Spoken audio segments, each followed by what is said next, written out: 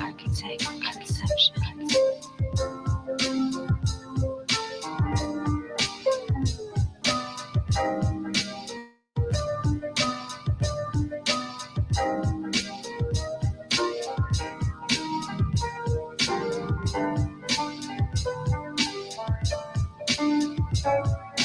Architect conceptions.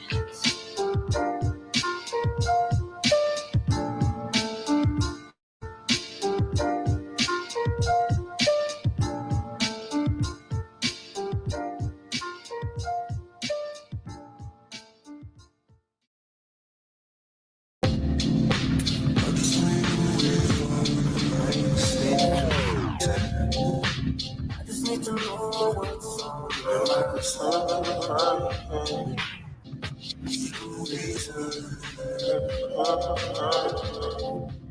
I just need to know what's on your mind. I just need a reason, I just need to know what's on your mind. Seeing if you're thinking the same, we can align further down the line before the wine. Find time, take you out before the outtakes leave. Dining on you, what you do, not what you like. It's been like you don't wanna be true, I ain't blaming you. I see it from an outside view as I do upon reflection. Section seemingly sad with all those times I got you mad, Joe. Just explaining myself, expressing a thought. We didn't have to argue, could've just talked. But that spooning leads to spoke of good thoughts, intrusive. You so elusive with your words. I'm just trying to calm your nerves, it gets absurd. Another word slurred, nights blurred. Scared to embrace the lost block. Communication cut off, lost in assumptions. Verbal addiction trying to function. Speech, entertainment, like I've been cool, but it's just, I guess. I need to stay, I just need to know what's on your mind. What's on your mind. I just need a reason. I just need to know what's on success, yeah. Blessed and blessed and still crave to see you create a caressing. I could undress you with my eyes and get you wet with a vibe. Entwined hearts collide. Don't have to break love from mistakes. Hey, it's not a thing. I just wanna see you happy. If that's not what you made, then that's cool. We ain't kids, this ain't school, but that's life's lessons. The twist to take the risk, get got stuck, sending out forget me nots to. We have music, seize it, do what you do. I've been trying to break through since I was a young fool in a cruel world made by man. No, I never had that plan, but we still do what we can. I always had a struggle every time my mum would call. It's a joke, all good before the vaccine. I wanna say I told you so, but I didn't.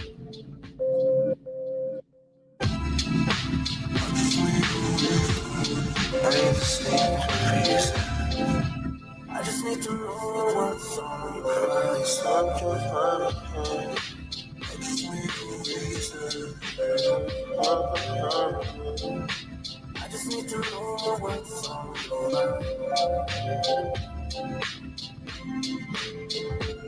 I need to sleep in peace. Stop your mind. Peace.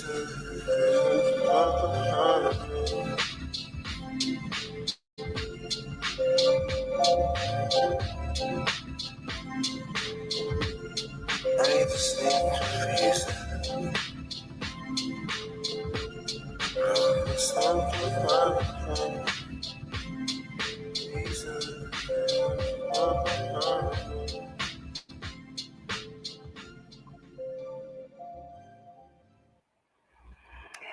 Hey, peace Yeah. everyone. Hey, we are live here for another dope episode of Let's Get Activated podcast. I am back after almost a 2-month hiatus. This is your girl, Sime. We are streaming live right now on YouTube and Facebook. We're going to have a very dope episode tonight for the return. So for tonight, I'd like to introduce my guest, diverse music producer, FR3DROQ is in the building.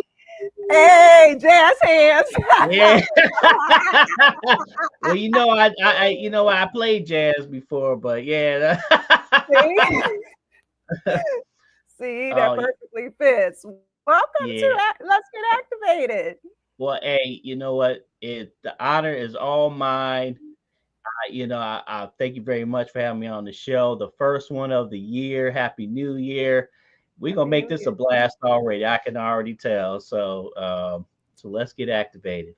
Definitely. We're going into, 2025 just right, So definitely before we get into your story, we definitely got to talk about, that track that we just played, on your Mm, mind. That's like one of the newer tracks. You got to yeah. break that down because I was backstage vibing. That, you know what? That's my boy Love from Aaron. He's from the UK. Mm-hmm. He's been with me for probably about 2 years now. And I think that was probably one of the last tracks that he sent my way, and I was just like jamming that thing. I mean, the car just like and he does all that tweaking stuff with the track, Mm. all that and all this stuff, and he on the whole album he does all that. Real talented kid. We just got that one in by the end of the year because I was just kind of like, we got some tracks. Let's do it. Let's get it Mm-hmm. done, and we just went for it and stuff like that. Talented kid. I love his style, his vibe. I always look for like different stuff in artists and stuff like that. And he's got another one. Shardy's on the plate. It's an interesting name, but it's this disco beat. Uh-huh. I kind of like worked, and it is like tight. It is tight. It's on that album. So yeah, but I Nice. love that one too. It just has that nice boom, a nice groove to it. So yeah, he did his thing on that. So It does, that's why I played it because, I'm into, diversity too. I love mhm. versatility and stuff. So I heard that. I was like, that's a vibe. We're going to, start that one off just right with that. Yeah, most definitely. Yeah, Definitely. Shout out to everybody already coming in on the chat. You know who you are. Peace and yeah, love. I see you all. We have, what's so dope about it? It's a lot of people that have been prior guests on the show. Nancy Steroids. We yeah. got That's my boy right ODFE. there. That's my boy right there. Yeah. Yep, Yeah. yep.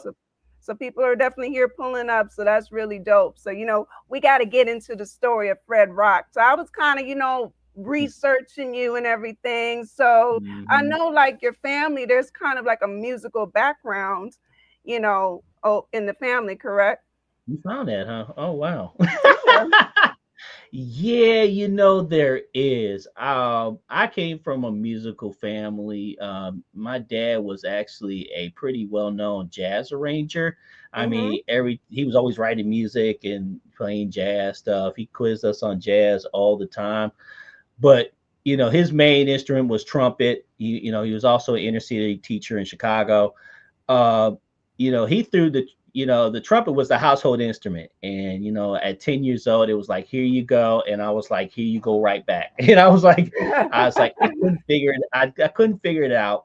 Mm-hmm. My brother started when he was 4 years old, and like, he was a prodigy. He was like very good at it. We were just like, man, I couldn't figure it out. So I kind of laid off of it. It was kind of a fluke. I think it was in seventh grade where a bunch of my friends were like, "Hey, we're gonna go play drums in the band," and I was like, "Yeah, that sounds cool." They weren't gonna let me in because at that time I was a trouble student. Mm-hmm. So I told my dad, he went up to that school and he's like, "Get that kid in that band," and it got me focused. But I was actually about 2 years behind everybody else. So they just kind of threw me in the back office and say, all right, just keep practicing. And, I ended up getting lessons. So about a year later, they took me out of the room. And here you go, you're out there. And, I was actually pretty decent. But I tell you, once I started playing the drums, I loved it. I loved it. And I just kept playing and playing. You didn't have to tell me to practice. It was like right there. Um, I started, I think when I was about 16, I actually entered a drum set competition. Mm-hmm. And I think out of 12, there was 12 of us that were finalists. I was one as a 16-year-old kid. And I tell you this, I should have won it. I should have won it. It was Vegas odds over there. I had Man. many people told me, said, you had that one kid. And I was like, wow, it still hurts to this day. Uh-huh. But yeah, I do come from the musical roots. My mom sang, so she was on the R&B side, and my dad was always like, hey, who's this jazz singer? But he was like, once I got in the drums, he was like, hey, Mhm. pop it in tapes.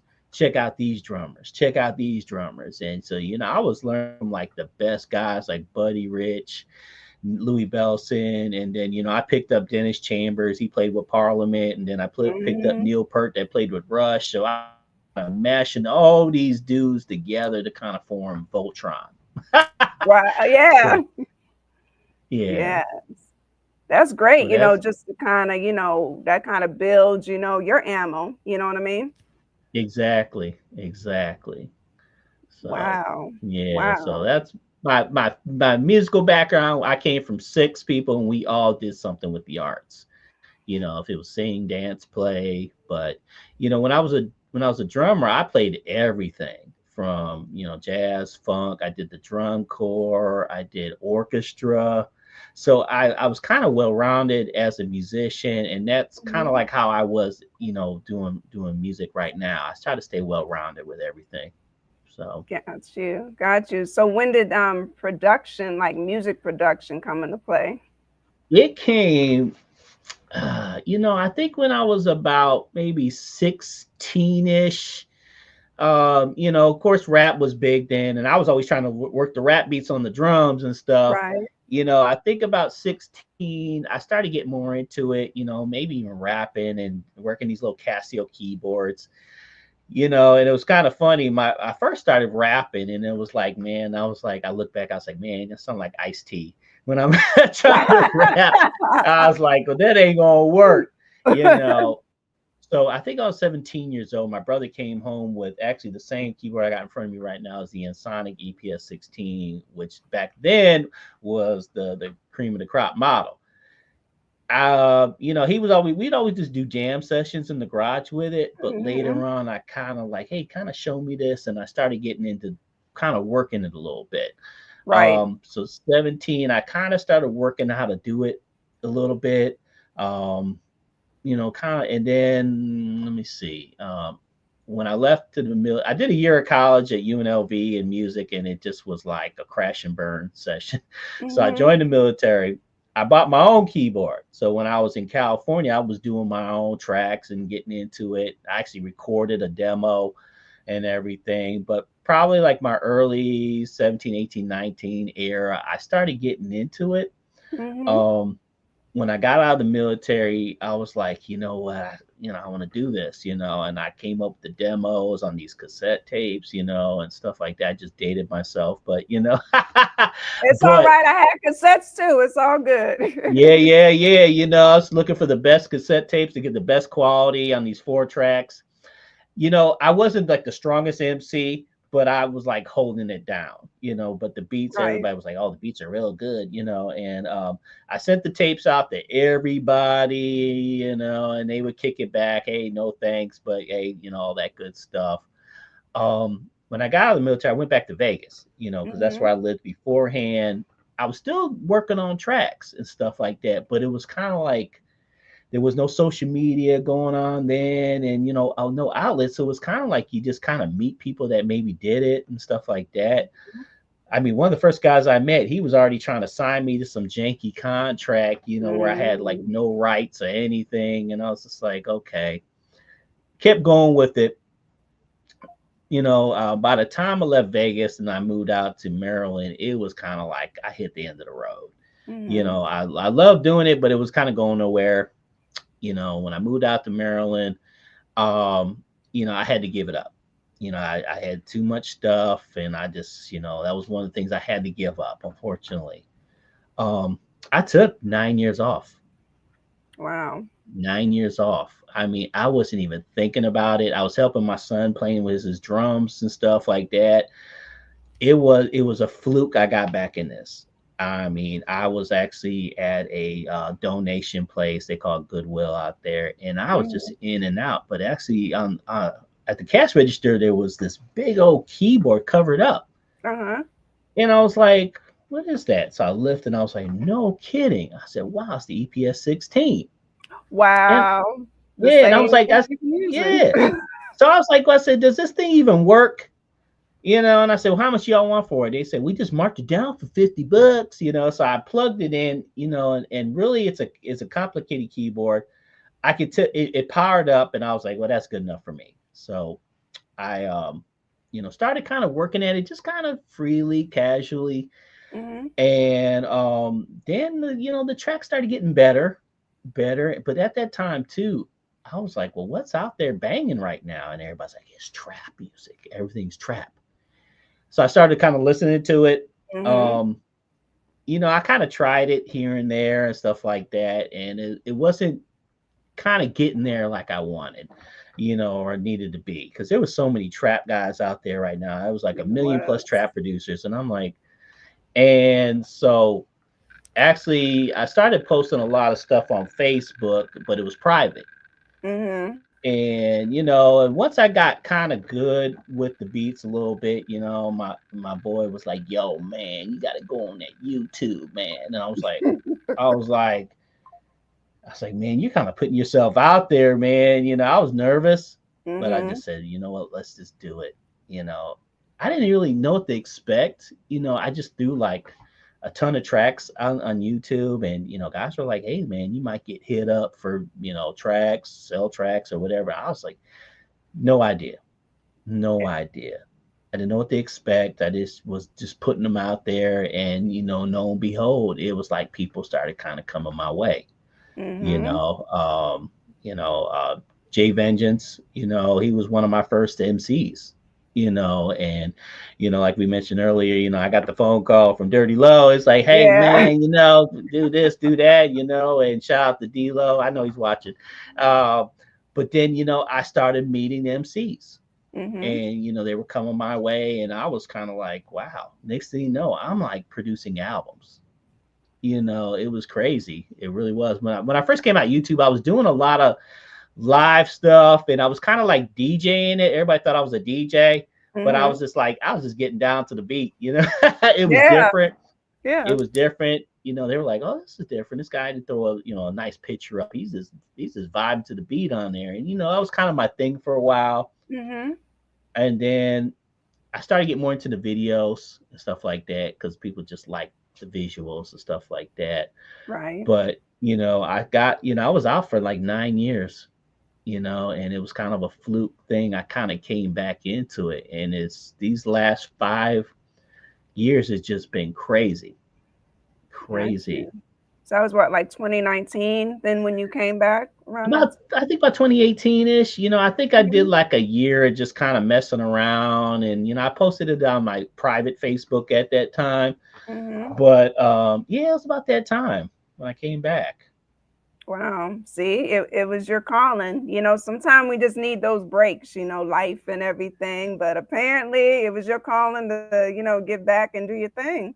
That was most definitely because I look back on it. I even did like a video one time where I'm actually videotaping the Goodwill. I'm like, hey, this is my comeback story. Uh, But it was crazy because I mentioned before, when I was like, I was trying to do trap.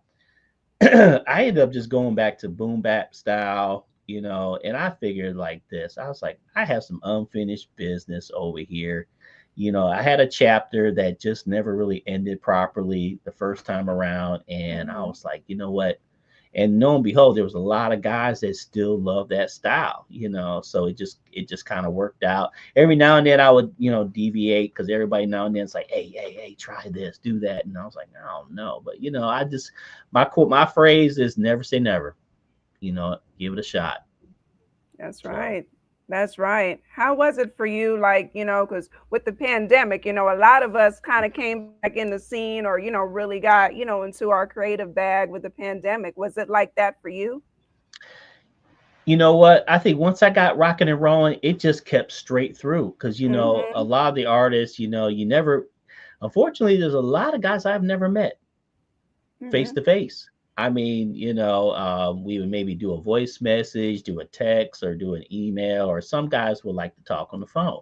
Right. Everything was just straight cyber world. It was like, okay, you know what, you like that beat, I'll send it to you. You send it back to me, and blah, blah. So it just kept moving and grooving. You know, I always had this. I always wanted to meet everybody. Mm-hmm. In the group, because they're at a F for a while. I was producing like 5 guys. We kind of had our group thing going and stuff like that. But during the pandemic and everything, it nothing really changed and everything. We were just maybe wearing some masks or something, but Yeah. we just kept it. We just kept it going. Yeah. Yeah. Yeah, it's great though to still like, obtain and acquire chemistry from people even though you never met them like in person, you know? Yeah. Yeah, like I said, there were some guys that were like, "Hey, can I call you?" And I'm like, "Yeah, man, why not?" And then some guys are just pure, we'll just internet it or email each other, stuff like that. I'm a little more old school. I'm like, with each artist, you kind of build a bond with them, and Mhm. stuff like that, and you get to know them personally. I think right now I probably have maybe about 5 guys I'm kind of working with, and you get to know them, after all these years. Mhm. My boy Jay Steve's been with me for 5 years. We know each other pretty doggone well.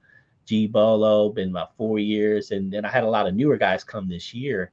But you get to know them and stuff like that, and a lot of guys, they're like, my boy Don Catalog, he just came out of major surgery and stuff like that.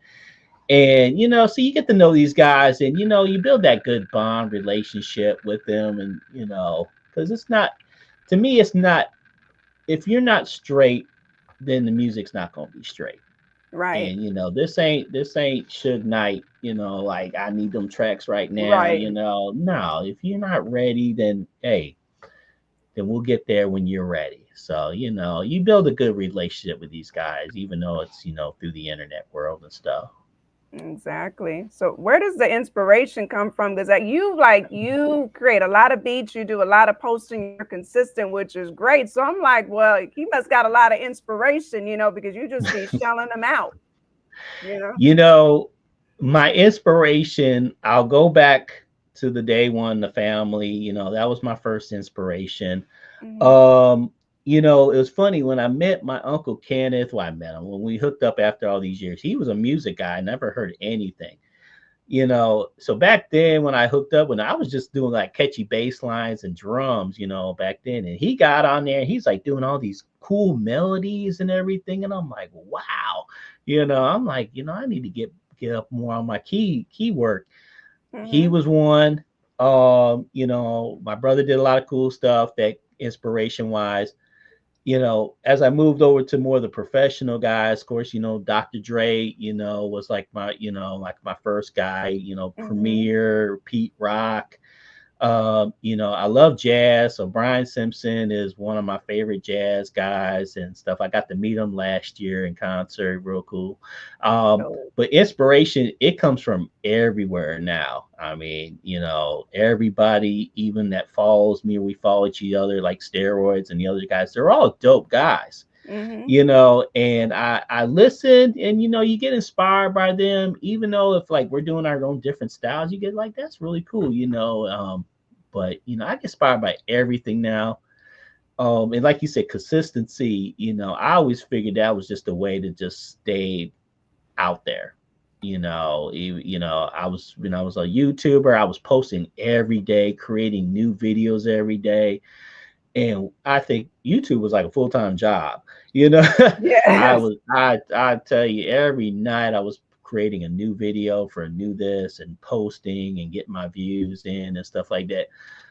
But yeah, I think the consistency is really important just to keep yourself out there, and I think it's kind of helped me a lot because not everybody's on these sites every day. I Right. might get guys that might be on Tuesdays, and and I have something new on Tuesday, but I just try to stay consistent with what I'm doing and stuff like that.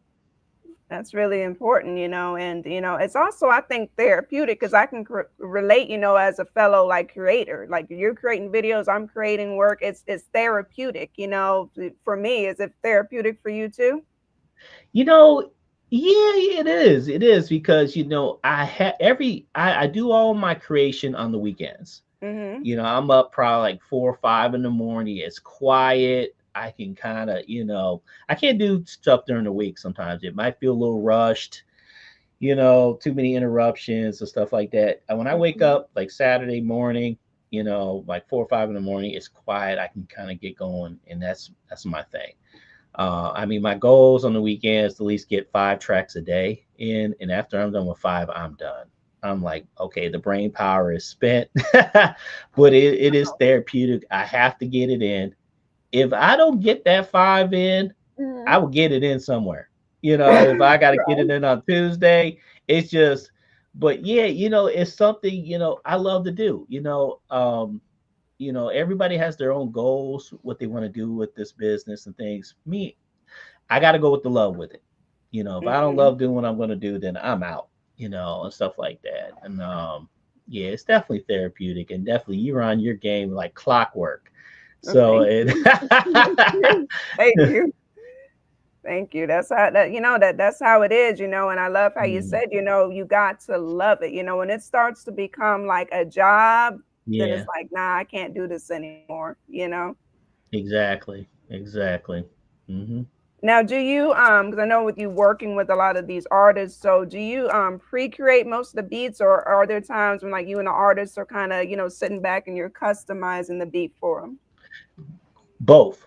Both. Um, a lot of time, well, it all depends. Sometimes I'll have an agenda, and sometimes I Mhm. don't. Like I just did my buddy Cozy Mo Better. He's a OG R&B gospel singer, and it's something he's kind of like came my way, and it was something a little more newer for me. Right. He came to me the other day. It's like, yo, man, I need a Valentine's Day beat, and I'm like, wow, I've never done that, but I got it, I got motivated, I got in there and started working on it, and he loved the first one. And I'm like this, whoo, because I was thinking Right. like, okay, I was gonna have to do probably about two or three more, and he'll choose the best. The first one was it. He was like, hey man, and then he hit me up. I like this. Just change the bridge this way, and we were a wrap. I think he's probably recording it this weekend. But Nice. if I don't have an agenda, I'm just in creation mode. And creation mode is just anything from just listening to different sounds. um I actually go back to my old roots. I'll get on here and I'll just kick a beat, ba-boom, ba-boom, because I'm a Mhm. drummer. So I'll Right. just put some time in, and then I'll start fooling around with sounds, melodies, keys, and then it starts coming you know Wow. Wow. And peace to the God, King Kamal, my artist. He said he really yeah. likes your production. Oh yeah, yeah. Tell him, hit me up. Yeah, yeah. You know what? I went to your sites and everything. I went to his site, and I'm like, yeah, that's a dope dude. And peace, Gamar. Appreciate it, brother, man. Hey, man, we could do it. We could do it. Just shoot me that D to the M, and we on it. You know. Yep. Hey, well, King Kamali asked me to take care of all that. So, I might be hitting you up, seeing what we can do. But King Kamal also has a question for you. He says, do you like crate digging or sample free production? Oh wow. Um, that's funny. I always get funny situation. I had this one artist one time. he he wanted to know what I did, Mm-hmm. and I got those same questions like every night. Hey, what's your style? Are you dipping in the vinyl? Are you dipping in this? Then he did one song with me just to find out what I did. Of course, Wow. I kind of, you know, I'm not into the crates. Um, because I don't have a lot of that stuff up, but I make sure if I'm sampling stuff, it's clear and clean and stuff. But that's kind of what I do. I don't have all the albums and stuff like that to be doing that kind of stuff, but if it answers this question. But Gotcha. Gotcha. You're definitely like on it. Like you said, I gotta get back to at least the 5 beats at least for the weekend. That's a lot. You that's know, 5 a day. 5 a day. 5 a day. Oh, 5 a day. Okay. Yeah, See. so I'm coming out a weekend with at least 10 to 12. And Wow. yeah, and that's it's funny that number is just always stuck. And if I don't get that 5 per day, I'll be back later that night. It's just a weird quota. Um, and that's what I stuck with. But after that 5, I'm like, I'm done. I Right. need a break. So Got you. But that explains why every day on social media we got a new beat. Just about. We got a new beat and a visual from you. you know, like that's good though. I just really try to stay active. Hmm. I might not be the top guy out there, but it's active, because There's guys that might maybe a couple weeks or every month they got a hot new track and stuff like that. I think artists kind of gravitate towards me because I'm doing something a little different, but then I'm also showing a library, you know, because the tracks I usually post, they're like open, they're homeless tracks. They need a home, Mhm. you know. So Mhm. the ones I'll make, I'll already kind of like pre-select them and say, okay, you know what, King Kamal like might want this, so I'll just leave it here, or JSD might want this, or G Bolo. So I already have them kind of pre-worked, but the ones I post, they're homeless. You know, and you They know, need a home. My boy Mhm. Solo Majee, he's been gobbling. And I know we did already one already. He's from West Africa, and he's already his first album did great, so he's already working on part two. So yeah, Wow, so you're really on it. And I know like you have, like a band camp, of course, which is yep. great, for people to go on. They can, listen and purchase. Purchase is a great thing. I had to put the band camp up. Do you have anything like on BeatStars or anything? Do you do that or just like band camp? I tried it. I tried it like probably like way long time ago. Bandcamp, I just feel very comfortable with Bandcamp. Um, and a lot of times too, it's like, look, just come my way. Let's have that conversation and we'll talk. I think I might have did a Beat Star or one of them before, but it just really kind of wasn't my thing. Gotcha. Bandcamp, I love Bandcamp. I mean, get it. It's free. You can do whatever you want to do with it. You can market anything from merch to tracks to anything. So Bandcamp is kind of like my legacy page.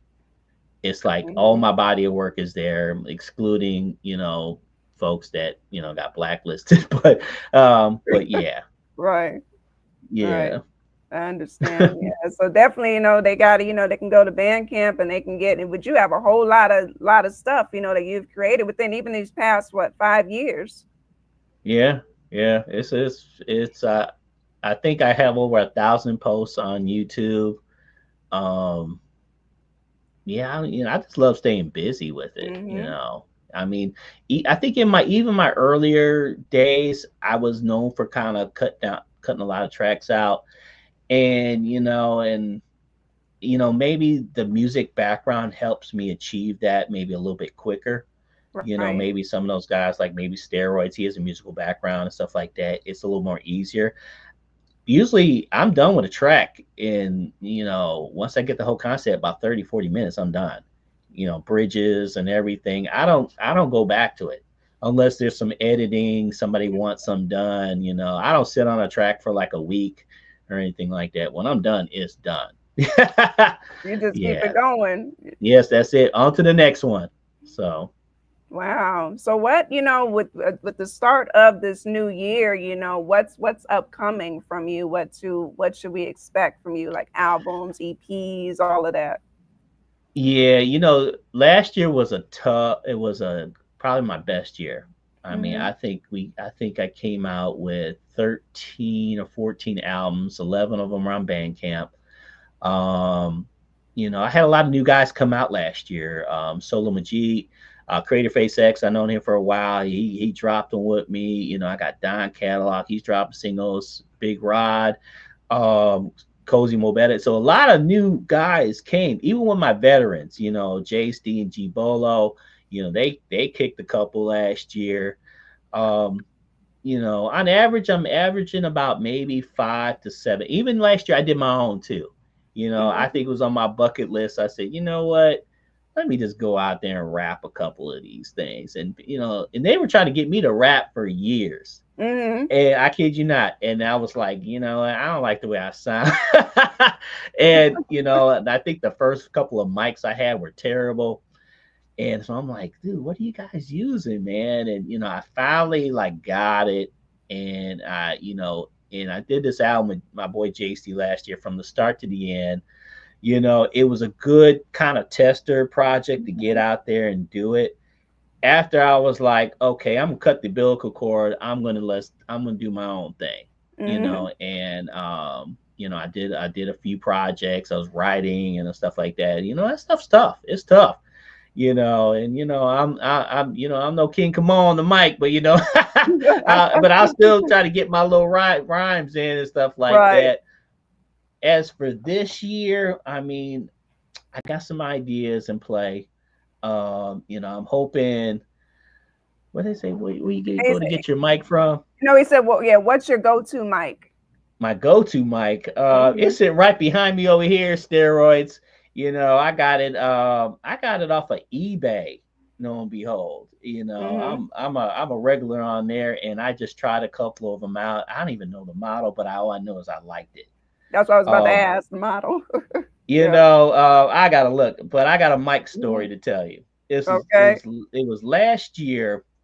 My homie Big Rod is from Nashville. And Mm-hmm. I've been out there a dozen times, and his daddy's the one that got Oprah Winfrey started. He came out our way, so we went to the camp mountain thing and all this stuff. It was snowing and everything. So I'm like, I got you here. We gonna get this done. So we started working on that song Good Days. Yeah. And so he's in there, he's doing it, he's writing it, and when he sings it, I'm hitting the playback. I'm like, what's going on?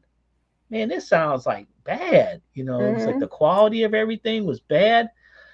And then I finally figured out the mic got damaged in Mm. transit. And I was like, oh my God, no. I'm like, I finally get this guy out here. We're recording it. So I think I edited it probably about 20 times. Even when I got Wow. back home, I threw it in there. I edited to a point where I was like, okay, I think I got it where it's acceptable, because I was Mm-hmm. like, if this ain't gonna work, it's not going out. Right. Um, but yeah, it was crazy. The mic got damaged on the way up there, and didn't even know till we started recording. And Wow. so I was like, well, got to get another one. But yeah, I got mine off of eBay. When I got back in this game, and when I Mm-hmm. realized everybody's on a budget, Right. everybody's got budget, and this stuff, it costs. So I was always Mm-hmm. kind of Googling, all right, free stuff to record, free stuff this, free stuff there, just to get me kind of started, and at the same time too, you're building up your sounds and everything. And I'm just a Google ninja. I will find something and try it. And that's what I even kind of like when I talk to the guys that are just kind of coming up, I'm like, Mm-hmm. here, you might want to try these few things that might work for you. So, but 2025, um, I know I got a project coming out. Um, it's kind of my classics for my first couple albums that I rapped on there and stuff like that. It's kind of like my best songs. Mm-hmm. I've been nudged for probably about a year or two to do a lo-fi album. Mm-hmm. And so I started kind of working on that. I'm kind of like done with it. It's just timing when I'm gonna send it out. Then, of course, like I said, Solo Mag's working stuff. JSD, my boy, JSD's like my Snoop Dogg. We've done 14 albums, Wow. 14 albums in like 5 years. This guy cooks. And I know it's funny. It's still motivating. He's like, Mm-hmm. yo, man, next year, man, we gonna get them next year, man. And I'm like, yeah, we gonna do it, man. Thanks for Mm-hmm. coming back, and stuff like that. Cause these guys don't have to come back. Sometimes it might be a truck stop. I'm in and out and I'm gone. And then some of them, stick around. I know a lot of guys that got different producers, but they kind of come my way when they want maybe that different sound stuff. So Gotcha.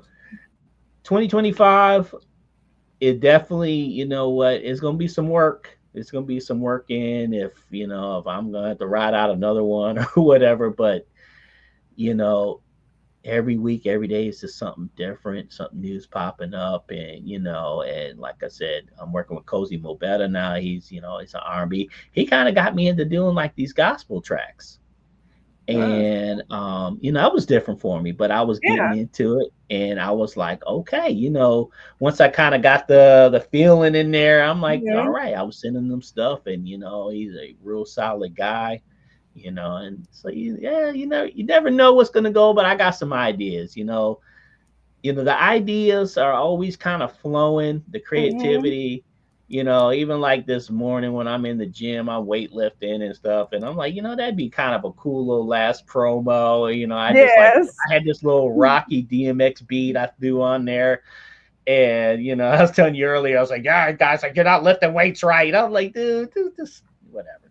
But you know, it was a fun promo. But you know, when the juices are still flowing, you know, the gas tank is still, you know, full, and Yeah. so whatever comes to mind, I wake up some days and I'm like, you know, I'm gonna try this out, you know. So Yeah, that's you're just keeping it going, and I gotta, thank you again, on the live for, the additional promo you did for coming on, the show. I appreciate it. That's great. you're welcome. You're welcome. You know, I was hoping I didn't promo it out, but you know, because each day I was kind of like, okay, I got something here, I got something there, and then I was like, the last day, I was like, you know what, let's just do it. You know, I said, you know, my thing was, I always try to make the best of an opportunity. You Mm-hmm. know, you know, it's his first time on this show. It's great. It's a great platform, a great Thank you. podcast. And I was like, you know what? I'm not gonna mess this opportunity up, you know. And I was like, you know, me, I'm gonna make the best out of it, you know, and stuff like that. Help promote the brand, you and stuff like that. Like I said, I'm the first one this year, and you know what? This is gonna be the best. But but yeah, you know, the juices keep flowing, and you know, long as it's not too corny or whack and stuff like that, you know, I'm like, hey, you know what? It's just getting out there, and you know, Hmm. keeping consistent. Right. I think that's the main thing for me is to staying consistent. You know, if I'm posting beats every day or videos, you know, it's something always going on in my camp. So Which is a great thing. So people, they just need to, follow and stay tapped in, because they may, find something that they want to like and work with you. We got the IG right here. And the good thing about the hmm IG, everybody, I'm a stickler. Read the bios. He has a link tree there to get you where you need to be everywhere. hmm You know? Yeah, I'm not too hard to find. I'm not too hard to Yeah. find. And, you know, I do get those DMs. You know, my first IG experience was actually scary. Oh wow. Really? It was very interesting. You know, it was like, you know, I would get messages about people like, "Hey, man, you know, I fell off the wagon last night." I'm like, "Oh, wow. I'm sorry to hear that, man. You know, best of luck with you." It was like really weird. I was like a camp counselor more instead of, you know, doing music and Right. stuff. And, you know, and I'm a caring person. I'll hear you out. I'll try to offer the best whatever I can. It was kind of interesting for a while. I got kind of off IG and you know tried some other stuff, and then I said, well, let me get back to it, and you know, let's see what we can get down with. But yeah, my first IG experience was like, whoa, it was Yeah. crazy. Yeah, it Yes. was. Well, see, now IG's gotten better too with those message requests. So they will filter out those messages, which I love it. So, as much as IG get on my nerves, I do love that. I love them. Yeah. I love those filters. Now TikTok need to get a little more on there because I get some messages and like you get this like hello. I'm like, okay, how are you? I'm like, all right. I already know where this is going to already. So yeah, I already know where these are kind of going to. And I'm like, okay, I need to stop that message. So Well, we might not have TikTok for much longer. They talking about on the 19th, that they're banning it from the US, unless, this guy takes a US buyer, basically. So we'll see, you know. yeah, yeah. And I'm still trying to figure out the talk. So, you know, is what it is, I guess. Yep, yep, yep. Either way, it's gonna be all right. Like I'll keep posting on TikTok until they decide to end it. And then hey, still got everywhere else. That's right. That's right. That's one thing too. I always recommend do the other ones. You know, some people are kind of like, I'm pro this. Like my Facebook is actually really good, but I do post on other stuff because you get other listeners. People got their Right. favorite sites. That's why it's like you've seen how I roll. It's like I'm bam, bam, bam. It's like clock, Mhm. just like you. Your clockwork. You know, you're hitting here, you're hitting there, you're hitting there. You know, you're hitting everywhere because it's just Yes. different listeners, and you know, people got their preference, which they want to, you know, use and listen to. So Exactly. And watchers, you never know who's watching. So I figure, I'm going to hit it up everywhere, wherever social media I use, and we go from there. good point. I mean, I think I mentioned that one time because behind me, I was part of this book last year, Mm-hmm. and she's a YouTuber. I think she's on other channels, but she hit me up on my birthday, and she's like, "I would love to have you in my book." And I'm like, "Wow, like this is the best birthday ever." And lo and behold, yeah, she put out this interview thing, and she put it in her book, and I was like, "That, you just like you say, you never know who's watching." You Yes. know, I just tell people just keep doing what you're doing, stay consistent, put out a good product, stuff like that. You're gonna get hit up. The people are watching you. I mean, yeah, I mean, I still haven't met Method Man because I had one guy say like, "Hey, I'm so and so's brother from the Wu Tang," and I'm Yeah. still waiting for that. But some of them are funny, Right. but but you never know who's watching out there and stuff. And the book thing was different. I had a guy, Johnny T, he had me be in some of his movies. He used some of my music for that.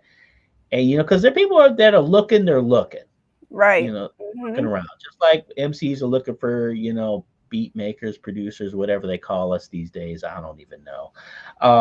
But there's other people looking for stuff too.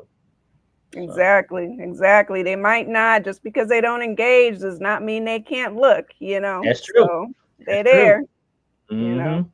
Mm-hmm. I Mm-hmm. guarantee it. One thing about TikTok, it will tell you who's watching your profile. Not everywhere else does, but I'm telling you, Yeah. people are watching. Streets is watching, like they say. Yeah.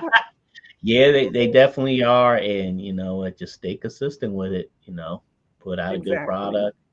I remember one of my early artists, he was just like, the guys that dream, hey, I wish we had this big studio and everything. I said, just focus on the music, focus on putting out a good product, and Exactly. let's just keep going with it. That's me. Exactly. Exactly. That's the best say. Sound advice. You got to keep pushing. Yeah, that's it. I mean, if you want to stay in the game and stuff like that. Now, and for me, I'm still trying to figure out some days where I'm gonna go with this. Hmm. And you get a lot of people in years do this, do that, and and some days you feel like, okay, yeah, I'll do this, and some days, so like I said earlier, I just try to do things that's just gonna make me happy with it. Like I said, if you're not happy with it, then it's like, this is like a job or something. Everybody's got their own goals, intentions, and what they want to do with the music and stuff like that. I have mine. It might align with other people, but I just kind of keep that out of my ear. So Right. you know Got to do what's best for you at the end of the day. that's true. That's true. People used to say, "Oh, you do this for fun." I was like, I want to have fun doing this. I Right. mean, when I'm in the car, I play my stuff. I jam out to my music and Hmm. stuff. That's So I don't know. Yeah. I don't know. Yeah. So You got to do what you love, you know what I mean? Because, time is short, as they say. So, yeah, you got to have fun with it. You got to love what you do. exactly. The time. Yeah. You never know. I could wake up next week and like, I'm checking out. And or one of my homies was like, "Hey, the gas tank is getting low." But the gas tank is pretty high right now. But you know, even though last year was a great year for me, it was probably one of my most disrespected years Mhm. too. Of just kind of the being that the art, the producer point of view. I know steroids talked about it a little bit. With the credits and giving credit Mhm. to that producer and things like that. And there's some guys, I'm like, I evaluate after each project. I'm like, okay, am I coming back to this one? I'm like, your album was like here. My name was like right here. Mhm. It's like that album was like 50% mine, on these collab projects. So, yeah, I can always flip the script and then boom, I'll pop my stuff out and then, Mhm. it's Fred Rock stuff. But, you know, yeah, that was probably one of my most interesting years dealing with an artist. You know, of course, I'll leave nameless and stuff. Right. Um, but you know, I know you and steroids kind of touched based on it, and you know, as a producer standpoint, you know, it does take time, energy, creativity. It does take money to build Mm-hmm. these sounds. You know, these tracks don't come by themselves. You know, Right. it takes that time that that creativity put in there. And you know, for me, my policy is respect, conduct, and Mhm. respect. And I've had artists I worked with the past that, yeah, their conduct led to me like, okay, we're done. You Yes. know, you might have said something or did something that was a little over the line there, and I gotta cut it. You know, I gotta dissolve everything out, and stuff like that. And the respect factor is big. You know, I had an artist one time. He was like, "I'm here, you're there," type thing, and I'm like, Mm. "Whoa." And then and then when they kind of started checking me out, it was like, "Oh, okay, you're right here with me too. You're like my BJ Premier too. I'm Guru." I'm like, "Okay, man. I'm not stupid. Right. Stuff like that." And it was kind of a situation where I knew from like the jump, I was like, "This might not work," but I was being optimistic about it, and Right. it was like, wow. And don't ask me for no money either.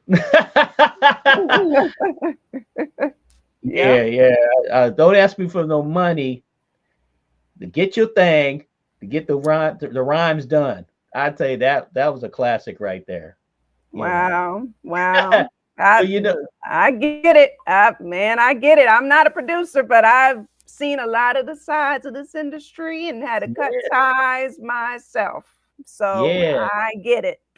I You mean, know. I've probably been through over 20 MCs now, and it's not, and it's a person thing, really, at the end of the day. I don't want to put Mhm. titles, Right.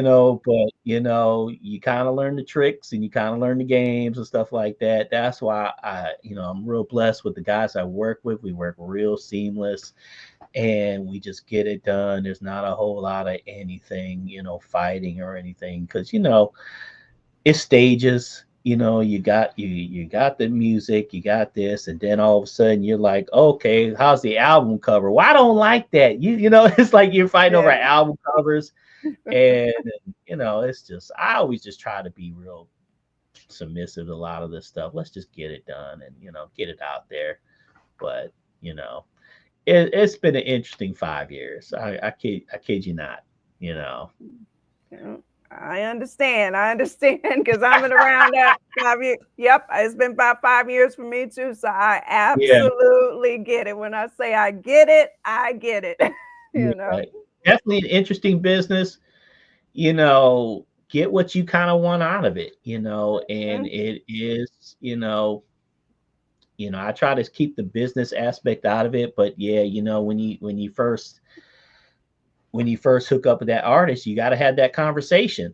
Okay, what are you looking at doing? What's your timeline and this, Mhm. that, and this? You got to have that, that first conversation, so there's no confusions or no miscommunications.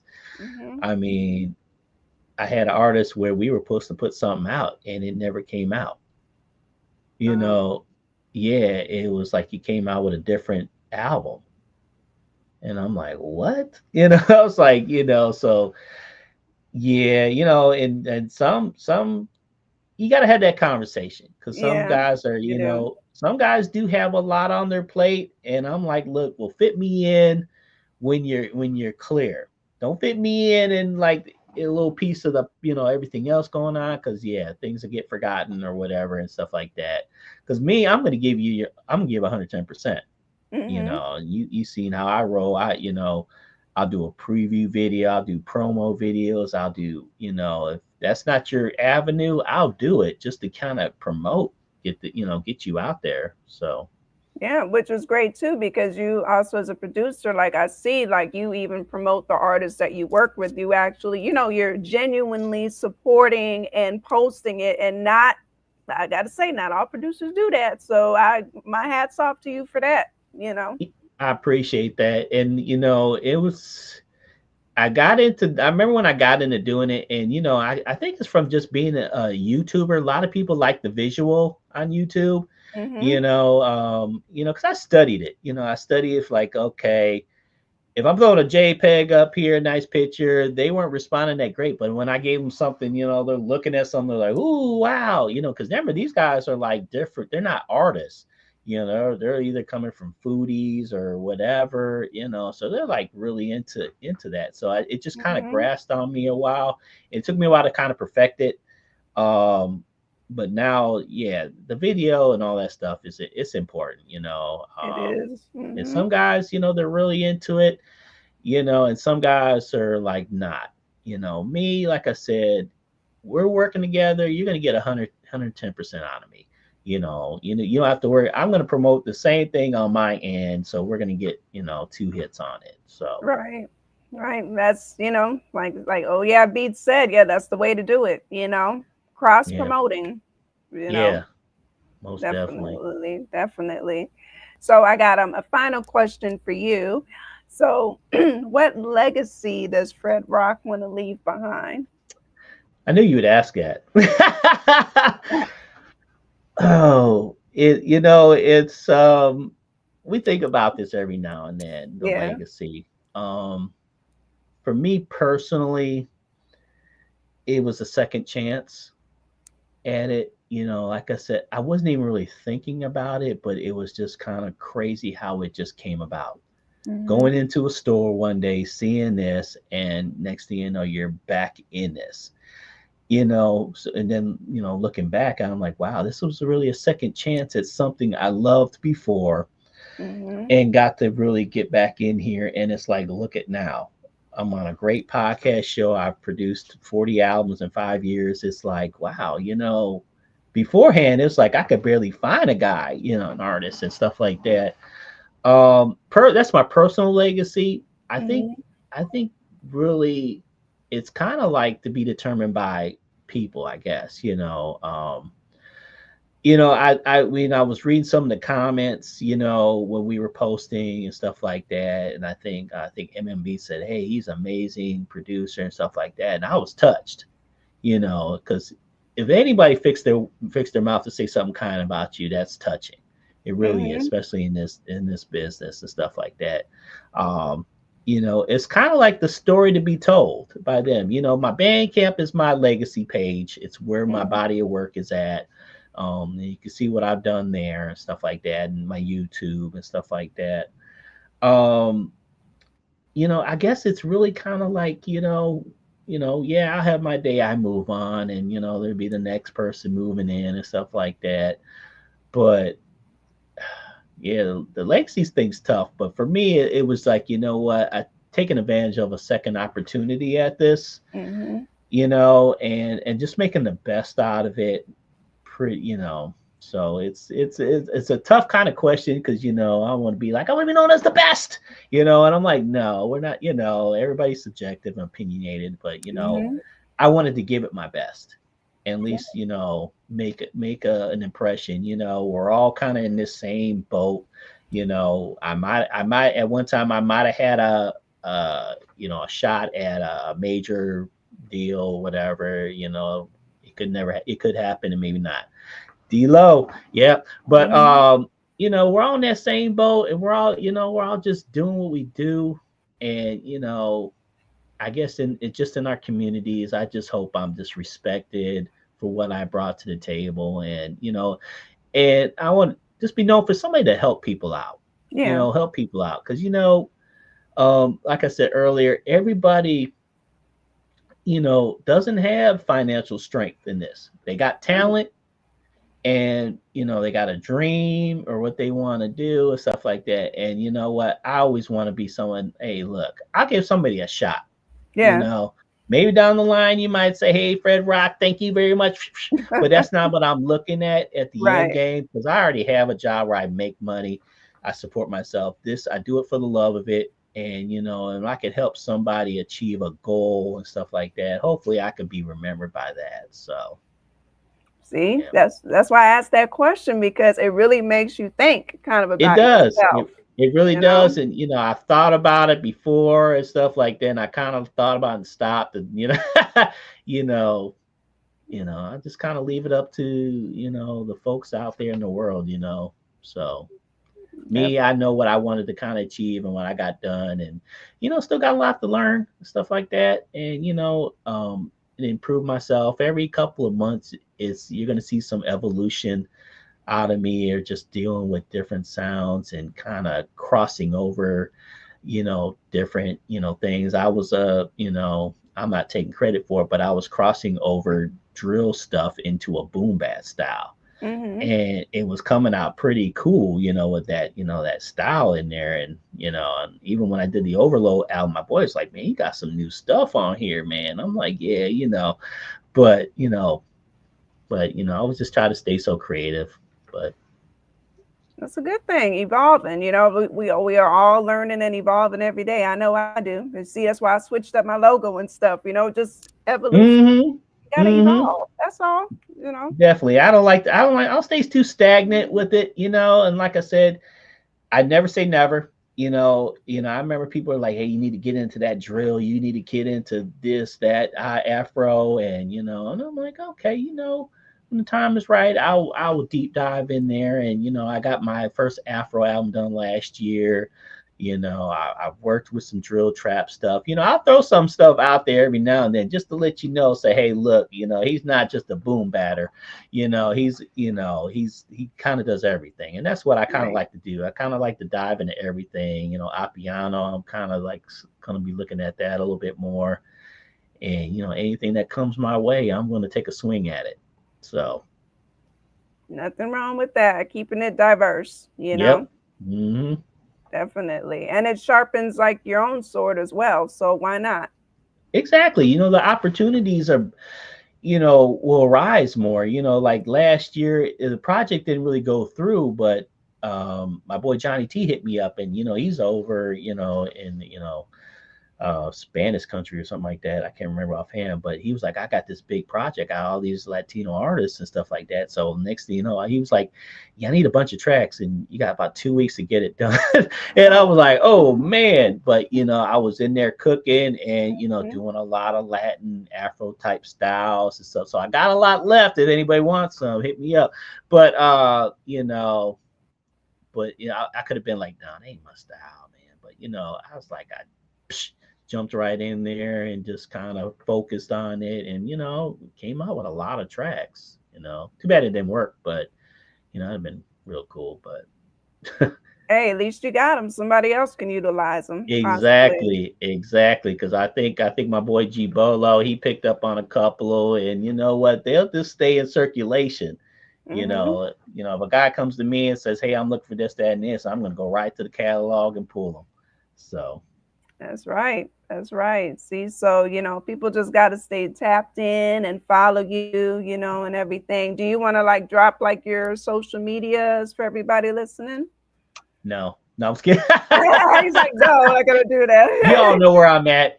Of course, YouTube. I'm on the tube, Instagram, Facebook, Mhm. TikTok. I'm on Bandcamp. you know, that's where you want to find me. Hey, shoot me a DM and we will have that conversation, and we'll see what we can do and stuff like that. I'm always looking to work with dope people, but, also my return guys, come on home, come see me, and, we can get it again.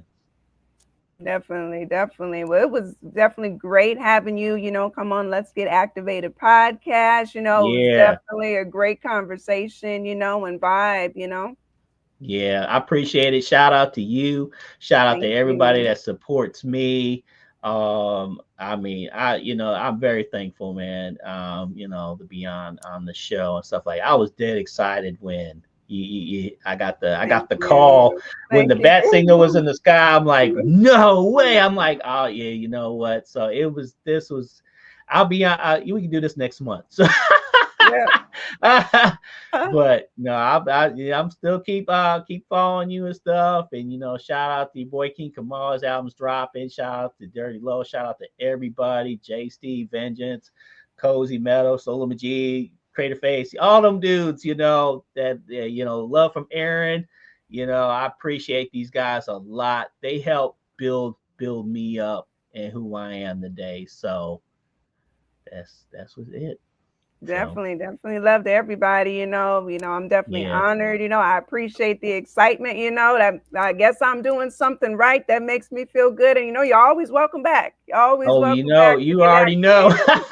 activated. You already know. And I said this was going to be a good conversation. So, and you're gonna make the best of it, and I'll be back.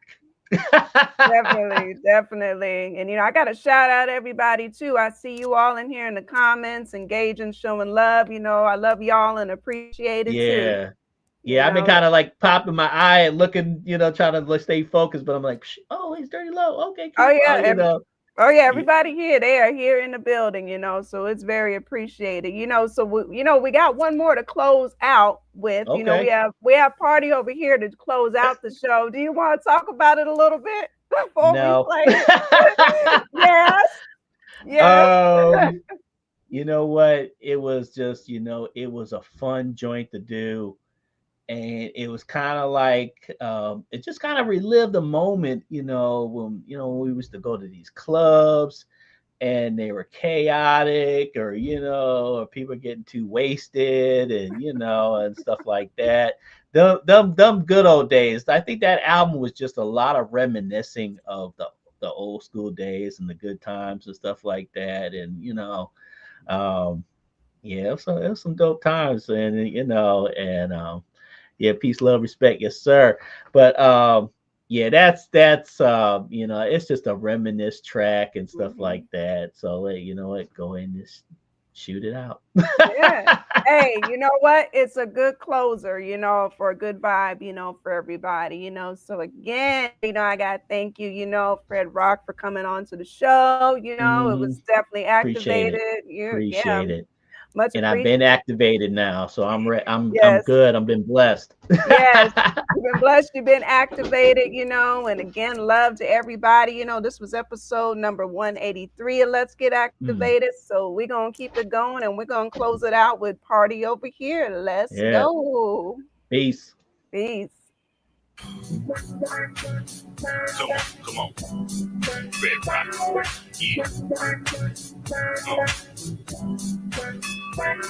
FR3DROQ. Yo, keep it rocking the beats. Everybody get on the dance floor, leave them seats. FR3DROQ is gonna come up. Party all night till the sun up. I keep it rolling, no ass stepping. Feeling like y'all for check in. Let's have the time. Hear the music and the rhymes. Moving, grooving, keep this steady all night. Yeah. Moving, grooving, keep this steady all night. Moving, grooving, keep this steady all night. Moving, grooving, keep this steady all night. It's a party over here, it's a party over there. FR3DROQ bringing the music everywhere. Party over here, it's a party over there. FR3DROQ bringing the music everywhere. Party over here, it's a party over there. FR3DROQ bringing the music everywhere. Party over here, it's a party over there. FR3DROQ bringing the music everywhere. Yo, step into the rhythm. FR3DROQ is back, y'all together. Yo, I keep it up, baby, hit you hard like a cymbal. It's time to shine. Give it all, get it by design. FR3DROQ's coming, we will near to you. Come on, everybody, let's do. Moving, steady all night. Yeah. Moving, keep it steady all night. Come on. Moving, keep it steady all night. Moving, keep it steady all night. Yeah. It's a party over here, it's a party over there. FR3DROQ bringing the music everywhere. It's party over here, it's a party over there. FR3DROQ bringing the music everywhere. It's party over here, it's a party over there. FR3DROQ bringing the music everywhere. It's party over here, it's a party over there. Red Rock really the music. Everywhere it's party over here. It's a party over there. Red Rock really the music. Everywhere it's party over here. It's a party over there. Red Rock really the music. Everywhere it's party over here. It's a party over there. Red Rock really the music. Everywhere it's party over here. It's a party over there. Red Rock really the music. Everywhere. Yeah. Red Rock's in the house, yeah. Yeah, it's dope jam, you know what I'm saying? Yeah, everybody get up. Yeah, you know what time it is. Right. Yo, just let this beat just keep on going, y'all. Get on out of here.